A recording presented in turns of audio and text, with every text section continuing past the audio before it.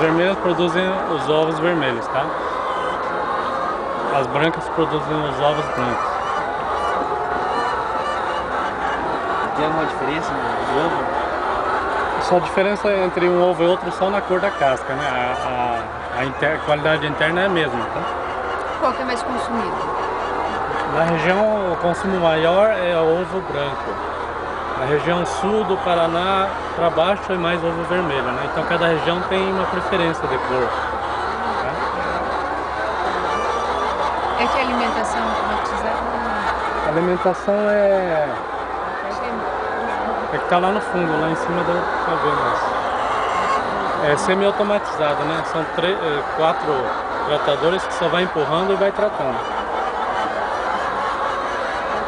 Aí os tratadores são abastecidos, né? Quando encosta aqui já abastece automático. Aí depois é só empurrar. É feito o racionamento 4 vezes ao dia nessa unidade aqui, né? Ela tem a parte automatizada 100%, que ali são 14 vezes ao dia, né? Aí nós vamos ver lá do fundo. Vamos descendo? Porque aqui os galpões são de tamanhos diferentes e tem quantidade de ave diferente também, então varia bastante. Vamos descendo?